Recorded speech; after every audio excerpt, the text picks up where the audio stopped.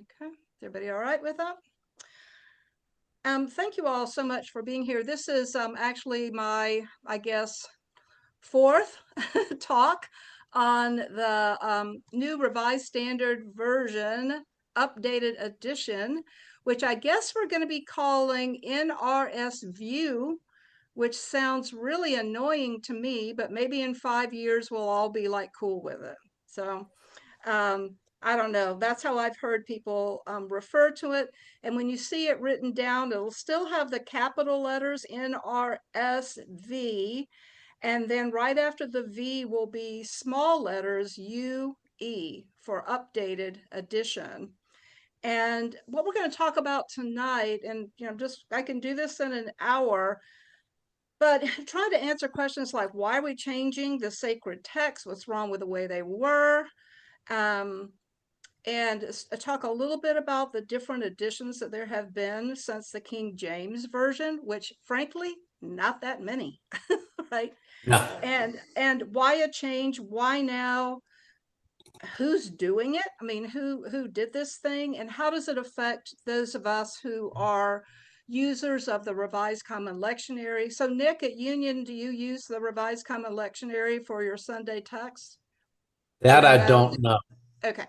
Well, if I asked, 99% of Pilgrim would probably say they didn't know either, but that because that's just the way it is. But a lot of Methodists do use that common Mhm. lectionary together.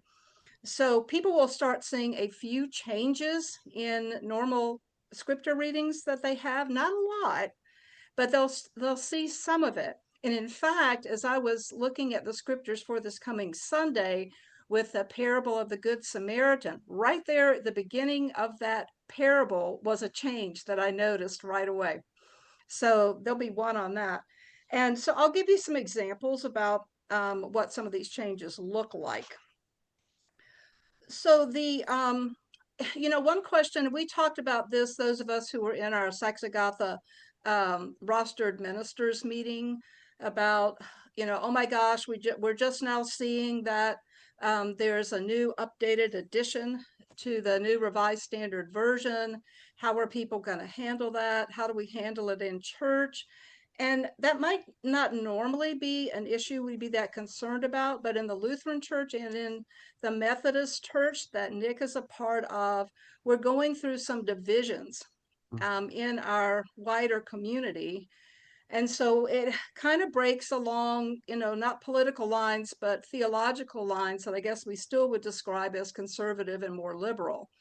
And so part of the conservative challenge to a lot of folks is you all are changing the word of God or trying to change the word of God.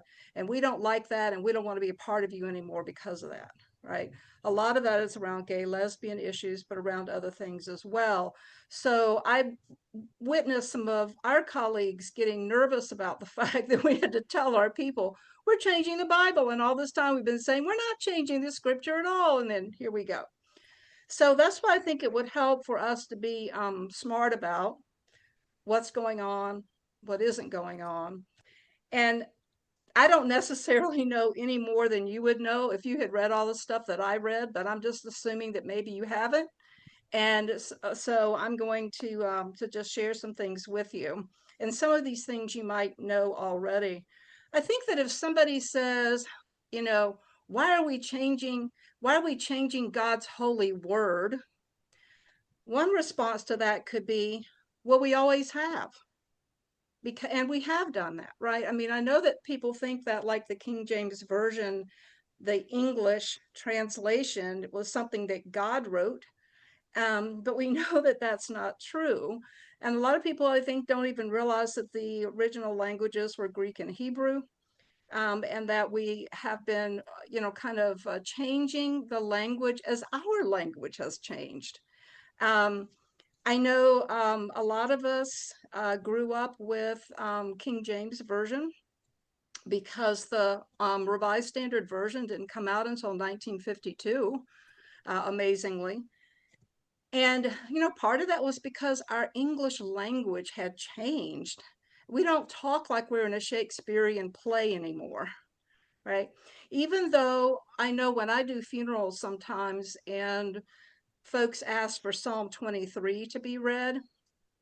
I pretty much do it from the New Revised Standard Version, but when we get to the last line, and I will dwell in the house of the Lord forever, that's what I say, even though the New RSV says, as long as, what is it? Dwell in the house as long as my whole life long, which I don't know, just doesn't sound as poetic as forever. And so in a situation like that where emotions are high, I was like, why bother with that? And we'll have those same kind of challenges looking at some of these changes too. So I just quickly purchased for myself a copy of the um, New Revised Standard Version Updated Edition. I got it on Amazon. This one happens to be published by Zondervan. And I'll tell you, I love it already, mainly because the text in it, it's not a large print edition, but the text and the font that they chose just kind of pops. And sometimes you really struggle with those thin little pages and it just gets hard to read. So I really appreciated that. The other thing that they really highlight here again in their edition is the preface, which we could probably count on one hand the people that we know who've actually read the preface to their Bible. Right? I mean, we're gonna right? I mean, we just start with Genesis 1 and it was like we don't know what that other junk is. But they really big and bold at the top of the preface say to the reader in like 51 point type. Like you need to read this. And part of what the preface does is it's written by the people who either translated it or created this edition. And what we're calling this is not a new translation, it's an updated edition. And I'll talk about that in a minute.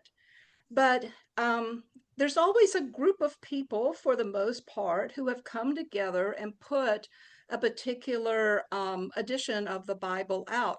Just like if you go to Barnes and Noble or you look on Amazon and say, I'm looking for a Bible, you're going to get a lot of different stuff, right? And those of us who, I was a religion major in the 1970s, and I was trying to get, all these different versions of the Bible, and there were a lot of them. And they all had an agenda. That's the thing about reading the preface, is that the people who put it together, number one, tell you who they are. I mean, like by name. They tell you who they are and they tell you what their agenda is. A lot of people love the edition called The Message that Eugene Peterson put together. The problem with that from a scholarly perspective is that he's the only one that wrote it.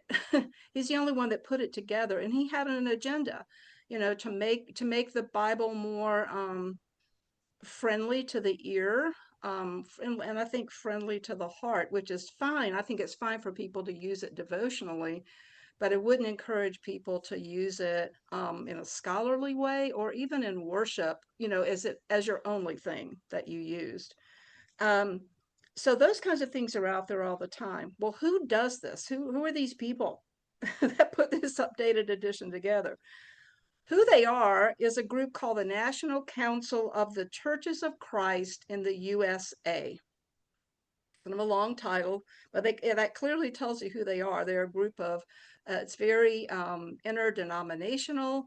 They put together a real diverse team of people. And what they state here again in the preface was that their goal with this new version was this: to offer a readable and accurate version of the Holy Bible to the global English-speaking community for public worship and personal study, for scholarship and study in classrooms, and for informing faith and action in response to God.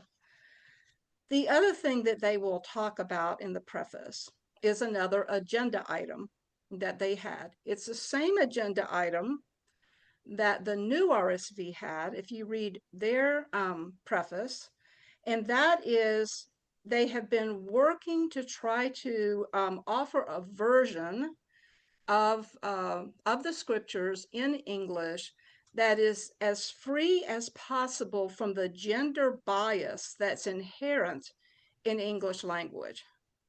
I think a lot of us might remember when it was perfectly fine to say men and you meant everybody, right? It just did.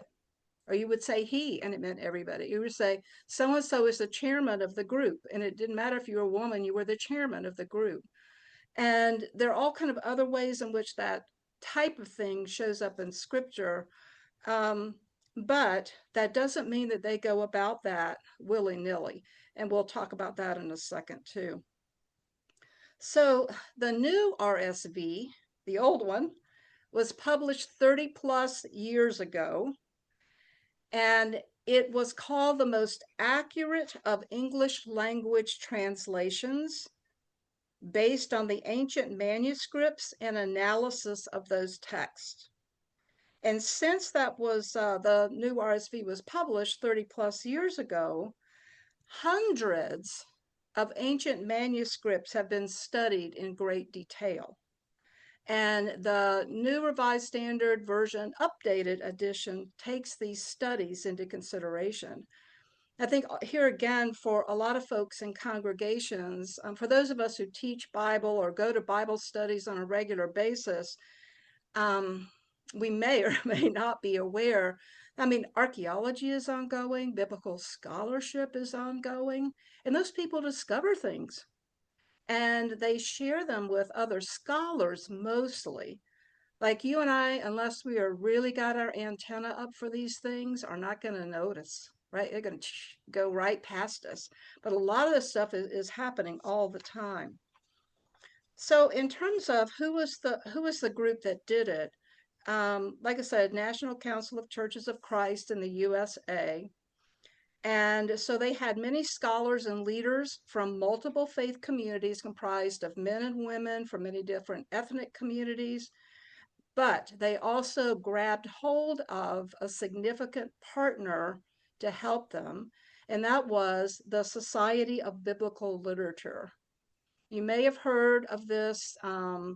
It was founded in 1880 as an American-based group dedicated to academic study of the Bible and related ancient literature. So if you know any Old Testament or New Testament professors who are teaching in seminary or teaching in universities, mostly, they are attending once or twice a year the society's meetings somewhere in America. And part of what they do is they are writing papers for each other. That's a tricky thing about academics, is they write for each other. And the only way it kind of trickles down to the rest of us if somebody popularizes what they wrote. Or they decide to popularize it, and suddenly it's, on the Amazon list, or it's up front in Barnes and Noble or something like that.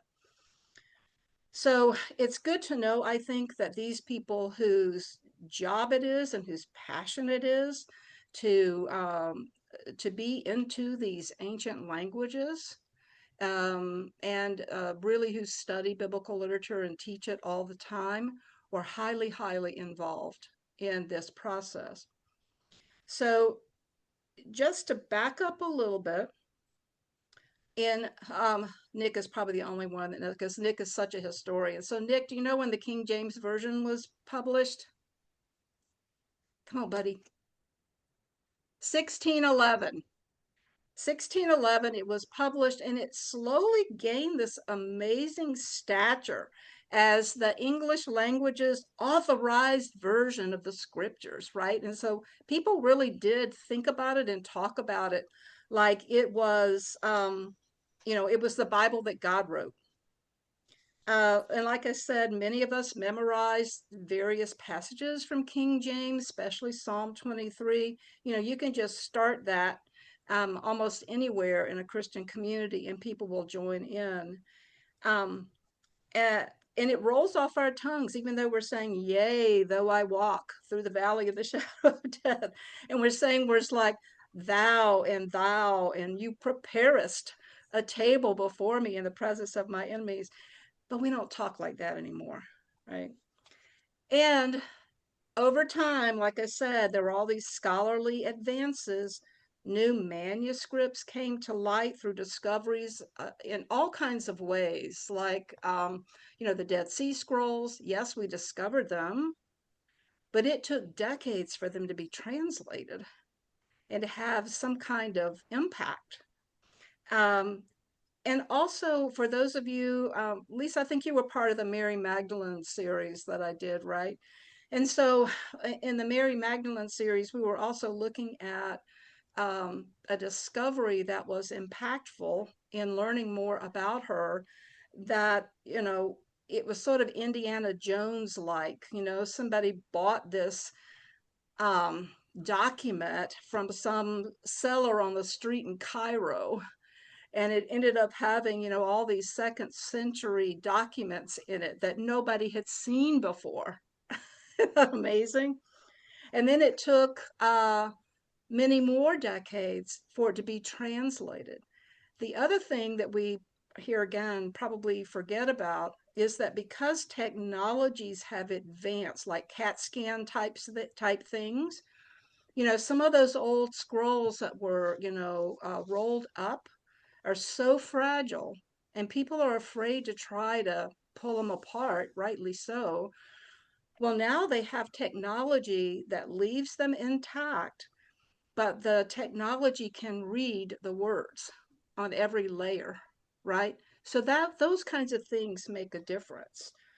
Archaeological digs are going on around in the what we would have called the ancient Near East and all kinds of other places all the time. And it's not like they're discovering something every day, but every 50 years they might, right? So the National Council of Churches in 1952 published the Revised Standard Version, which a lot of us may have kind of grown up that sort of being kind of our Bible, our translation. And but over time again, with all of these discoveries and all of these, people just working very diligently on trying to understand more accurately ancient languages, we've learned a lot more about how to translate those languages like Arabic and Armenian and Coptic and Ethiopic and Greek and Syriac and Latin. And Syriac is an ancient dialect of Aramaic. And the RSV was influenced by changes in the English language itself, because, like I said, we don't talk like we're in a Shakespearean play anymore. Um, what that reminds me of a little bit is the history here in our Dutch Fork area of the transition between being German language congregations and becoming English language congregations. And that was a tough sell in the 18th century. People did not want to do that. And you say, well, why? I mean, the folks that wanted to, their argument was, look, everybody, this is like 1814. We're Americans now, and our children are learning English, and our grandchildren are learning English, so they should be able to worship in English, read the Bible in English, etc. And the old folks said no. And part of that's because when a certain language is in your bones and in your DNA, like if any of you've ever worked with congregations, I had two different times in my life when I had predominantly German speaking congregants. And let me tell you, saying the Lord's Prayer in German is what they want to do, not English, because English is just words, right? But the stuff that they learned when they were babies in a crib, that's the stuff of the heart. So I think we have to be patient with those kinds of of transitions. Um, and as a reminder for those who might not know, the Old Testament was written in ancient Hebrew, which only had consonants and no vowels, no punctuation. So, translators had to sort of figure out, what do they mean? And then, especially too, if there was a word in Hebrew or Greek for that matter, um, that could mean six different things in that language, which of the six English words would we use to translate it? Shalom is an example, so it can mean peace. It also mean well-being, and it can mean health and other things like that. So the translators will look at the context in which that word occurs in scripture and say, given the context, which of those words do we think fits best? But that's a translator's decision, right? And very often they will tell you here again in the preface why they would lean one way, not for every word, of course, but in general, what their principles were for making those kinds of decisions. And so if the Old Testament was in Hebrew originally and the New Testament was in Greek originally, what language did Jesus speak? Probably neither one very well. His home language was Aramaic. That was his everyday language. And every now and then, the Gospels, even in their English translation, um, have Jesus saying some Aramaic words occasionally. Like when he is saying to the little girl who has died, little girl, get up. He says, Talitha cum, right? Little girl, get up. And so we hear those occasionally.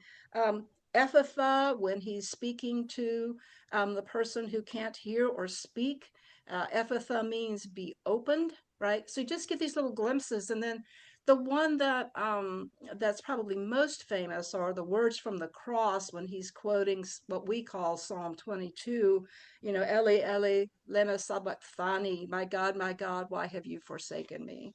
So those are just a few times that we hear that. So in all this kind of stuff is happening all the time. It's way for us as folks in parishes, whether we're pastors or lay people or teachers, um, this stuff is, I don't know if it's above us or below us, but we're not in the thick of it, let's say, right? So in 1989, the new Revised Standard Version, which is what most of us have on our shelves now, came on the scene. And here again, scholarship had advanced, and the Dead Sea Scrolls were discovered in the 1940s and 50s, and now they had been translated, which affected a few things. I want to skip that part. So the RSV and the new RSV editions actually stand in a very strong line with the King James Version. So the intent with these is not to is to see them as additions, not that they are creating a new translation in English, but they are making a good translation even better and able to relate. So I think if we speak of it to folks as an addition, a new addition, instead of a new translation,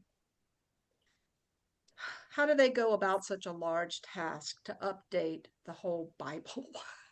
Right?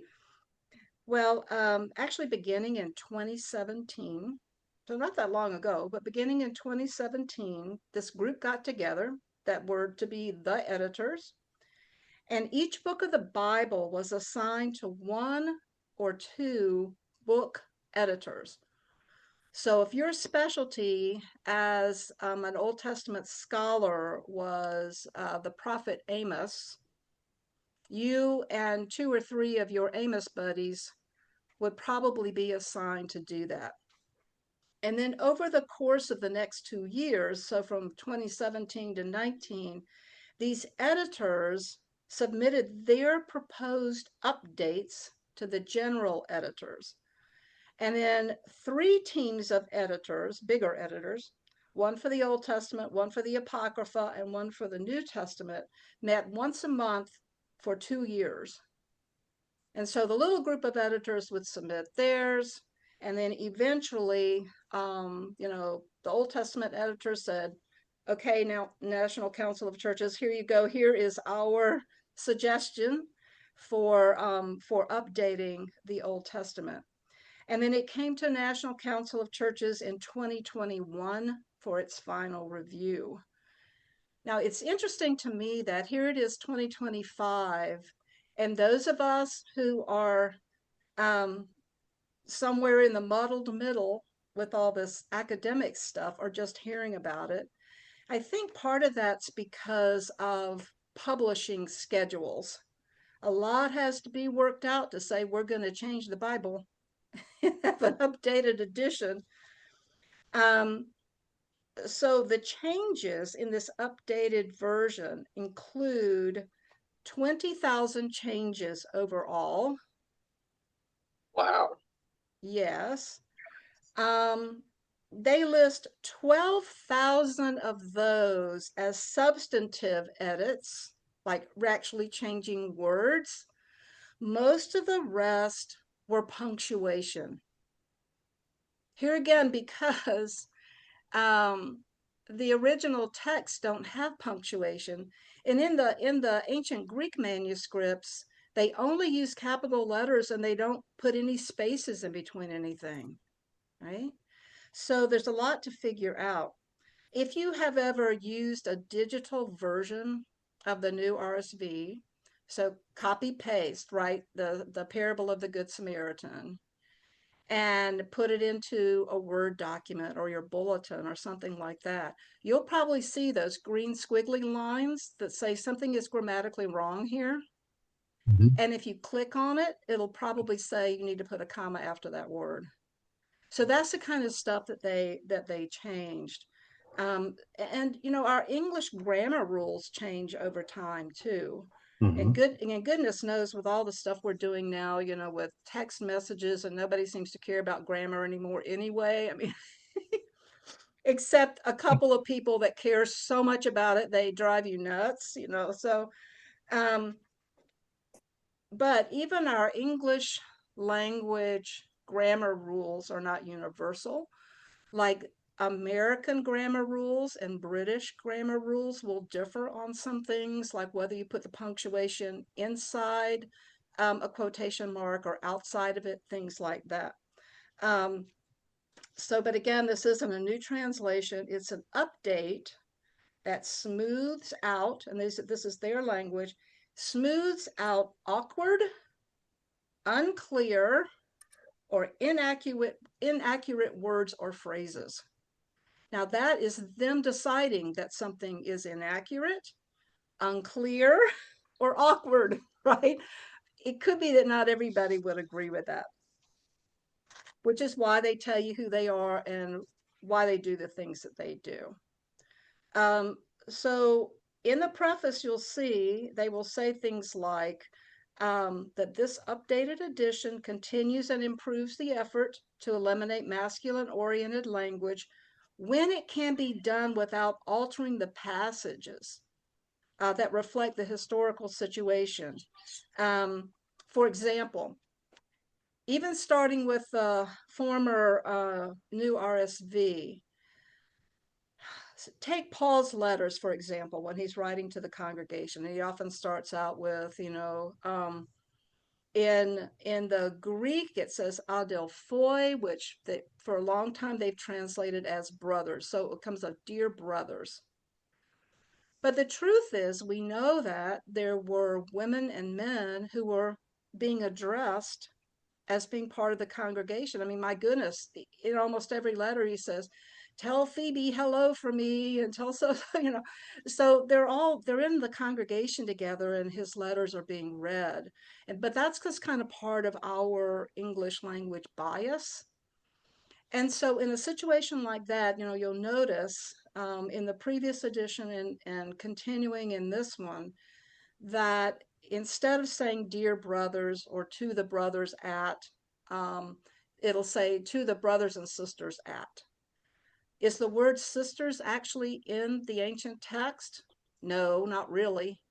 But they know that in that situation, that's true. They would not change the language, for instance, if they were talking about priests in the temple as being men, because they were. We know that they were. So there's no need to say men and women who were priests in the temple. They weren't, right? That would be inaccurate. Now, folks can argue. Yeah, Wade, go ahead. Yeah, Mary, can I ask you? And I think it's the Timothy text that comes to mind around a bishop should be blah blah blah blah blah blah. Mm-hmm. You know, our context here in the Lutheran context and the Methodist context, I think we would say men and women that Yeah, are in this. How do they handle those situations when certain denominations are reading that in some very specific ways and some other denominations are yeah. reading it in some other ways? Do you have comment on that or? I don't, and I haven't looked that up. If you Sure. want to, Yeah. do you have an updated edition with you? I can find one. Yeah. Yeah. Well, don't worry about it, but that's a good question, and I'll research that, and you can do it too. I would look Yeah, up some sure. of those passages in the pastoral epistles and see. My guess is they would not have done that. That's kind of what my thought would be too, Yeah, is that they probably because they wouldn't. know. Yeah. Yeah. Yeah, That's still something we're struggling with and divided on. So, yeah. right, Good. Thank right. you. Yeah, yeah. Um, so that is one change, like with Paul's letters addressing a whole congregation. Um, Other ways that they address that kind of language in similar ways is in most places where it seems accurate and appropriate, they've replaced the word patriarchs with ancestors because that honors the whole family of people who were involved. They have translated wise men in Matthew 2 as magi. Okay. So now all those little girls that we let be wise men can now authentically do it because now they're magi. Right? Um, so the brothers and sisters, the patriarchs to ancestors, one place you can see that patriarchs to ancestors happen is in Romans 15:8. Um, and then a few other specific changes. Um, these are kind of interesting, I think. One is they have tried to avoid defining a person by their disability. And they make a good faith effort to adopt saying the person first and then the disability. Let me tell you a little bit. My own story with that is my my faculty advisor in my doctoral program, Craig Satterley, um, could not see. I mean, he could see very, very little. And we were talking one day about the story in John 9 of, Jesus healing the blind man. And Craig said, I really don't like that language. I would prefer to refer to that man as the man born blind. Now, to me, it didn't sound that different, but I've tried to understand why it is. Just like I'm sure, none of our parishioners would like to be introduced as, this is my epileptic parishioner, Carolyn. That is the same type of thing. And so you'll see some changes if you want to mark down Matthew 4:24. It speaks of people possessed by demons or having epilepsy or afflicted with paralysis, right? They're not paralyzed people, they're people who have this disability. And that's a way in which it reflects our more inclusive culture and our sensitivities without really changing what the Bible is saying about it. It doesn't, if you say the blind man or the man born blind, most people are going to be like, I don't notice that. But you know who does? People who are blind, right? Um, Likewise, they try to make a distinction between a person's identity and a condition that's been imposed on that person. I've already encountered this a couple of times. Um, like they might say, and they might change the language to an enslaved woman instead of a slave woman, Or sometimes there are these diminutive words used for women.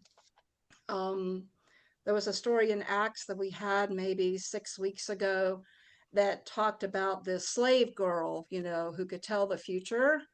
And now it says, female slave, because she probably wasn't a girl, right? She was just referred to that way. The One of the changes that they also made here, again, most people are not going to notice this whatsoever, but you know who will? Jewish people. So what they've done is a number of places in the New Testament, and perhaps the Old as well, um, the new RSV used lowercase letters to describe some Jewish calendar observances. Um, so we don't want to be disrespectful about that. So, like when the Sabbath day is mentioned, it's Sabbath with a capital S now. When Passover is mentioned, it's Passover with a capital P. Um, so, now it's going to say, now that day was a Sabbath with a capital S. Now, more substantive changes include things like this. And let me go ahead and mention the one that's going to appear this Sunday in the parable from Luke 10 of the Good Samaritan. So that story usually begins, or has begun in the past, with the words of this: a lawyer stood up to test Jesus, right? The word lawyer, which means all kinds of things in our culture, is now replaced with an expert in the law stood up to test Jesus. Why would they do that? Does it matter? Well, yeah, because when we hear the word lawyer, we're thinking about somebody who goes to court and defends the Constitution, or defends a guilty person, or prosecutes a person, or whatever it is. And, those of us who do study scripture more deeply are aware that that really meant somebody who was really, really educated in the law of Moses, and in the Torah, and in the rabbinic tradition. So it was really, to me, I would almost say, and I can see why they put expert in the law, but in my own mind, I put seminary professor, because that's what it seemed like to me. So you see those kind of changes, and they're going to start sneaking up on you, because the new RSV updated edition is now what you're going to find on all the digital resources. I don't know about the Methodists, but I'll tell you what the Lutherans have done, and it's all already happened. So I'll tell you about that at the end. For example, on the very first verse of the Bible, Genesis 1:1, that's that beginning story of creation. Those of you who've done a deep Old Testament study may remember that our Old Testament professor said, from the get-go, that the translation "in the beginning when God created the heavens and the earth" was not really a good English translation. And our professor said that because the Hebrew word there is not a past tense verb. So created means it's something that happened in the past and it's over and done. It's like part of history. But the Hebrew verb there has the intent of continuing. So, God started creation back then and continues it even today. So the way they changed that to reflect that actual verb is this: when God began to create the heavens and the earth, right? So it changes that problem with the translation that has been there for a very, very long time. And so, but over time, people will start saying it in a different way. And then in that same verse, actually verse 2, there's also a change. Here again, if you did deeper Hebrew study, you might remember verse 2 of Genesis 1 said, "The earth was a formless void, and darkness covered the face of the deep." And we were taught that the words that are translated formless void are the Hebrew tohu vavohu. And I mean, but what in the heck is a formless void? You know, we don't know. And so they changed it to this. Here's where awkward words, this is an example of awkward words being smoothed out. So now verse 2 says, "The earth was complete chaos," right? "And darkness covered the face of the deep." And then it carries on as we're used to it. So verses 1 and 2 are slightly changed. How do you feel about that? Does that like sound like okay, like we can live with that?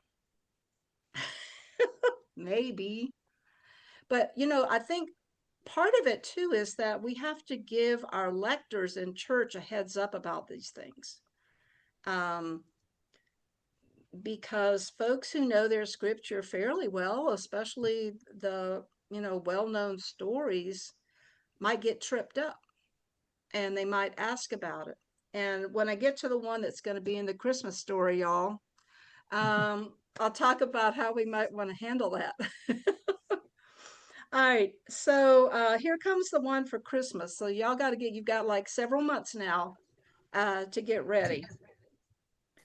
So the familiar story is from Luke 2, and starts with verse 6. While they were there, that is Mary and Joseph, the time came for her to deliver her child, and she gave birth to her firstborn son and wrapped him in bands of cloth and laid him in a manger because there was no place for them in the what? Inn, right? You should call the Holiday Inn. Right.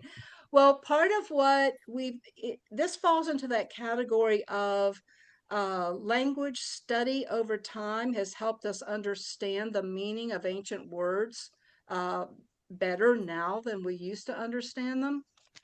And what we've discovered through that study is that there weren't really like hotels in Bethlehem. And of course, everybody was coming back to their family homes for this census, right? Remember, that's part of what the emperor wanted to have happen, is that everybody goes back to their hometown where they're from, and they count people that way. So what people like Mary and Joseph, because Joseph was the one who was from Bethlehem, is that they were going to the homes of relatives and saying, "Can I stay with you?" And so that's how they were kind of moving, not from, the Holiday Inn to the Red Roof Inn, looking for a place, but going from family home to family home. And every cousin and every uncle and every aunt and every brother and sister said, we're full up. I mean, we don't have, everybody else has come home too. And so to reflect that, here we go. To reflect that, there's been a change. So it says, wrapped him in bands of cloth and laid him in a manger because there was no place in the guest room, which sounds awkward, right? Now, what that's going to mean is that all those little Christmas plays where some little guy plays the innkeeper is no longer going to have a role. And it's Yeah. your big living Christmas story there, Nick. But that's the type of Been thing there, that done that. I know, but that's the type of thing that will take a long time. And I was thinking today, like, what am I going to do about that? Because, you know, we cut and paste from our electronic resources that are published. And so it's going to appear there. Am I going to change it for this year? Probably. Here's what I'm thinking. Like, how do you educate about it? I don't want to ruin anybody's Christmas Eve because all of a sudden they'll stop worshiping because they're like, what's that about? Right? You don't need to do that to people. Um, but maybe even during the Advent season, we can start teaching about that somewhat. And maybe for a few years, you just kind of, how we do with the Apostles and Nicene Creed, where some things are disputed. So we put a little asterisk there, which people don't see if we print it on our bulletin, because we delete the asterisks. They don't ever know what the options are. We probably should not do that so much, because then people have no memory of why we're doing the things we're doing. My guess is, unless something changes my mind at this point, that I'll probably put an asterisk where it says, because there was no place for them in the N, and then put a note somewhere, in the bulletin or whatever, or other versions say in the guest room, right? Do that for several years, and then maybe do the switch. Um, but the thing is, if we don't move along with the language that we're currently using, what version are we going to teach our children? Right? So the little babies in the congregation right now, they need to be hearing the same thing over and over again. That's how they memorize it, right, Lisa? She's my educator here. And so those things are important. And Luther, you might remember Martin Luther said that you shouldn't change language too often in liturgy. He didn't say don't ever change it, but he said you shouldn't change it too often, because you do want it to get into people's bones and in their DNA. And if like I get disturbed by congregations that, most of them aren't Lutheran, but that I know, like, write a new creed for every Sunday, or for every time of the year. And so nothing gets in your bones. It's just the thing for today. It's like a throwaway. So that's disturbing, and we don't want to do that. Um, I had a friend, Ingrid, who was raised by hippies. And so her parents were big protesters in the 60s. And she said, her parents were like always forcing her to learn Lutheran hymns, and to memorize scripture. And when she would push back and say, why do I have to do this? They said, because, Ingrid, one day you'll be in jail. And when you're in jail, these are the things that will sustain you. Right? Because that was how they thought about things. And, those parents weren't so wrong. So, another, um, another place where, um, kind of awkward language has been smoothed out a little bit, that's in a famous or well-known piece of scripture, is in 1 Corinthians 13, that ends with, and now faith, hope, and love abide, these three, but the greatest of these is love. Where they have changed. So verse 12 in that chapter says, for now we see in a mirror dimly, but then we will see face to face. Does anybody know what that means? I don't. So they have changed it here again, not willy-nilly, but really researching how do we translate this ancient language the best. So now verse 12 says, for now we see only a reflection as in a mirror, but then we will see face to face. Right? I think that's a little clearer, right? But will people keep saying those other things for like the next 50 years? Yes. Will there be people who will be buried tomorrow clutching the King James Version to their chest? Yeah. It's kind of the way we are. So, lastly, I wanted to say, how is the ELCA using this updated translation? And Nick, you might want to do your own research about what the Methodists are doing. I'm writing notes to talk to Pastor Stephen now. Fantastic. He's going to love us for that. So the first Bibles of this updated edition were released in 2022. Okay, it's been a while. The publishing arm of the National Council of Churches is called the Friendship Press. So they're the ones that are actually the publishers of this edition. Mm-hmm. And so the ELCA, which has its own publishing arm, the arm of our church, 1517 Media, that actually publishes things like Bibles, is still called Augsburg Fortress. And they also, published the Lutheran Study Bible.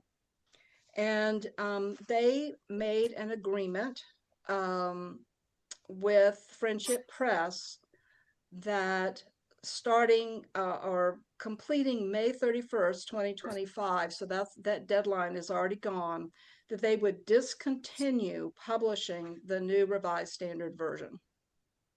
So I went on Amazon today to see if it was actually still available from Augsburg Fortress, and I think it is, because probably they're getting rid of whatever copies they had, but they're not That would make sense. printing any new ones like that. So if somebody's looking for it, in 10 years, they're not going to find it from them. And then digitally, we stopped using the new Revised Standard Version in our online services like Sundays and Seasons, which some are familiar with, but also, digital devotional materials. That stopped this past June 30th. So that's no longer available. What got the Nick and Lisa, what got the attention of Lutheran pastors was that this digital program that we use, Sundays and Seasons, which has like every single one of our hymnals is all on it, and we can cut and paste and download stuff, started having a little notice when you went to the section that said, was the Bible, and you click on it, and it started asking you, do you want this in the new revised, updated edition, or do you want it in the new RSV? And we're like, what's this other thing? What are we changing? And then there was a notice that, such and such a date, this isn't going to be here anymore. And now it's not. Now it's Right. gone. Yeah. Yeah. So I think that Mary, if I yeah, can say this, I remember one of the concerns too was that our big pulpit Bibles and yeah, our lectern Bibles, they are all NRSV, and how for the people that want to read out of the actual Bible versus Bible. the bulletin, and how is that going to affect all of those kind of things, and what kind of money are we going to need to spend, and when do we need to Mhm. update, and a lot of Yeah. practical Well, stuff and like it's that. those kind of, these kinds of changes then make us reevaluate, do we need that? Right. You know, like, we can have the Bible there, but have like the new version or a printed out copy of the top or something. But there will be some congregations that will want to do that. And for instance, no, I don't have it here anymore. Um, the Lutheran Study Bible, which I have to explain to a lot of people, that's not a translation of the Bible, right? That is, there was the new RSV, the guts of it were, and what was Lutheran about it was that Lutheran scholars had put all kind of notes on the side, like this, this particular verse in Paul's letter to the Romans speaks to our understanding of justification by faith in this way, those kinds of things. But it also had a lot of great helps in it, good essays, um, good sort of tables and maps and all of that, which is how most of these Bibles are different from each other. And they have now come out with the new RSV updated edition, that is I guess, publication 2 of the Lutheran Study Bible. You can get that on Amazon now too. Um, so it's out there. And now, Lisa, we just, tried to give away all of those books. And honestly, Pilgrim must have ordered 100 of those at one point. So it's not so different that it would be a problem unless you really wanted to do, scholarly work. But like at my husband's church at St. Michael's, they had this, wonderful church secretary years ago who went ahead and printed out 3 years worth of the lectionary for the lectors. And so they are still using that, right? But now they're starting to get, realizing that they're not saying the right thing. because I don't know, maybe it's in the, oh, I think because in the bulletin, which they're cutting and pasting from Sundays and Seasons, it's the updated edition, but what the lectors are reading is not. So I think clergy got to be smart about that kind of stuff, because I always, you don't want people to stop worshiping and going, what the heck's going on now? You know, or throwing the lector under the bus for not being able to read the words right or something like that. But well, I think, it's we don't always get to live in times where, big changes like this happen, and it's kind of exciting. It's Mhm. going to be exciting to, it's like kind of almost like discovering like an Easter egg behind a tree that you never saw, when you're reading, you're reading something and go, oh, looky there, they changed that. I wonder why that is. The one that I bought though has almost no footnotes or anything like that. Um, so I need to get one that has, really, I'll probably just get the Lutheran one and check it out. So any questions or comments or rebuttals, anything to think? The only thing, the part about the girl who could tell prophecy, Uh-huh. my interpretation of that has always been the virgin. Uh, When I hear woman, I don't think of that anymore. oh. Well, what's wrong with you, Nick? I mean, I don't know. I mean, I interpret that as someone who had never Yeah, I thought about it. had relations, and that was a Mm, part of why she was able to do prophecy. interesting. Well, the only thing, I mean, obviously I haven't really Yeah, researched that. My guess, though, I guess, is from what they say about the changes that they made, is that in yeah, their research it shows differently. yeah. Um, And and I'm sure they're scholars. They probably are right. I've misunderstood it for 60 some years. years, but yeah, just you got know, to get over it now. I know. Going to be a good conversation with Stephen tomorrow. Stephen, have you ever heard of this? No, we're not doing Oh, that. Yes, Stephen. I know. Yeah, we'll find out, if your church is going to do it. And there'll be places that won't, right? I mean, they're going to Right. say, we're not going to mess with that. And we don't need, like you said, Wade, we don't need to spend the money on this or that. But I mean, that seems to me like so many churches use the digital stuff to print everything out and the bulletins and all that. Do you do that, John, at St. Matthew's? Yes, yes, we do. And I really hadn't made an announcement. We sort of gradually went into it. Hmm. I do a daily devotional, Yeah. and have been using that ever since the view was available. Yeah. I Yeah. love Just it. for the, I had a conversation with Bobby Morris a few months ago, and uh-huh. at the end of the meeting, somebody gave him the new RSVU, and he quickly turned to the 23rd Psalm and read it right quick. He said, "Well, that's the most accurate translation that I've seen published." Yeah. Which, Hmm. You figure it can only get better. I mean, but here yeah, again, it depends on what you care about, right?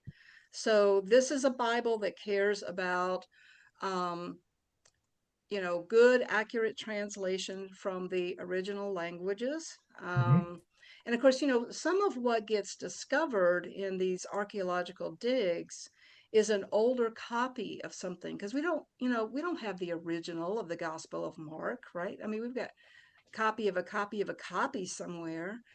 Um, but every time, the way they think about it is the earliest copy is the truest copy, right? Because it's gone through fewer hands, it's been copied less, where mistakes get made.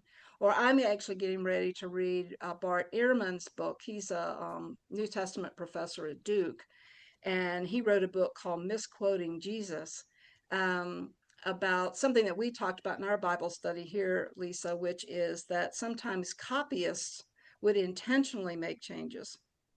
Mhm. Probably a lot of times it was accidental, but sometimes it would be intentional. And he's just highlighting a lot of those places. I think that could be a really fun book to, it's not super thick, but it could be a really fun book to like read through in a Bible study or something like that. I don't want to burst people's bubbles, but Probably do that all the time anyway. Um, but I think, teaching people about things that are coming up rather than surprising them with it or hoping they won't notice, is not a good way to go about it. Well, Mary, our both, the Methodists and the Lutherans obviously have gone through some very serious Hmm. discussions and arguments, and even worse over Hmm. the idea of homosexuality and these kind of things. And a lot of us have read some of the work of some of the translators in like the 60s and how they chose to use certain terms. Have you come Hmm. across anything with some of that that starts to shape theology around It does. for different Hmm. denominations? Have you seen, and maybe not even with that specific issue, but other places that might start to shape our theology in a little bit new Right. way? And I think, while I haven't done that, I think your point is excellent, which is that language matters and it does shape people over time, which is why we do need to be careful. And not just be willy-nilly and decide, to do this or that, but to keep educating and to keep doing whatever we're doing with integrity. Um, and which is why the reason I point people to the preface of these, translations and editions of the Bible is, if the editor is telling you that they changed all kinds of language so that it would sound, more pleasing to teenagers, okay, but you got to know that's what it is, and that's their opinion of what would be more appealing to teenagers or to men or to women or whatever it is that they're trying to Right. do. Most of the time, that's just what they're putting in the side notes. And they, like I said, they just use the new RSV version, whatever it is, and then do their notes. But if they literally, like Eugene Peterson and others, have literally gone in and rearranged the words, I mean, good grief, in the 60s and the 70s, there were all these things like the gospel according to Peanuts and Cotton Patch version of the Bible. And, these guys trying to say, like, so they didn't say the city of Rome, they said the city of Atlanta, to make it more Southern. I was like, oh my gosh. It was kind of funny and interesting, but really? Like, you wouldn't want somebody thinking that's the Bible. you know? So we have to be careful with those. It's serious stuff, it affects Mhm. people's lives. So, start meditating on what you're going to do for that Christmas story. Yeah. I hear a sermon. You I what? hear a sermon before that going, did you turn your cousin away? Yeah, I know. I know. I mean, I literally hear that as a sermon now, I going, guys, know. this is what's going to happen. Let's talk about turning away relatives. Right. Oh, good job. Yep. Yep. Let's talk about turning people away that are family. It can sound okay when it's just like, an innkeeper that doesn't know them, doesn't care that they're like in labor, but if it's a family's turning you away. Although ultimately, the idea is that Mary and Joseph, while they didn't have an official guest room, it was like they said, but you can stay in the barn, right? I mean, that's kind of what that stable ended up in. It was some family member's barn, so it Mhm. was a lower part of the house, um, where the cows and the donkeys were kept and all of that. So they ended up staying with a relative, but all the guest rooms were taken. Not like they had a lot Well, anyways. People lived in like tiny rooms. Yeah. Well, I think too, if I'm not mistaken, I believe that same word. I could be way wrong on this, but I think that same word that they translated in this story as the inn, Mm-hmm. is translated later in the gospel as the upper room. Oh Uh, yeah, could be. and so the idea that they were in the upper room Mm-hmm. for having Last Supper, but there were no upper rooms to have for Right. him and his birth, Mm-hmm. and so Right. kind of a neat Yeah, thought. and So it could even be like, the roof of because those were flat sure, roofs and they use those for kind of living areas sometimes too. That'll be a fun word to research a little bit more, yeah, sure, that's won't right. it? Yeah, we've seen. Well, thank you all so much Thank for you. coming, and Thank like you. I said, we've recorded it, and so we'll try to put it out there. And if you want to, once we get it out, if you want to share it with other people, feel free. Or if you want to Okay. show it in a Bible study sometime or something like that, you certainly got my permission. Okay. 'Cause I Barry, think thanks for all your hard work on Thank this. you so much. absolutely. Thank you all so much. See you all later. Bye. Okay, thank you again. Bye.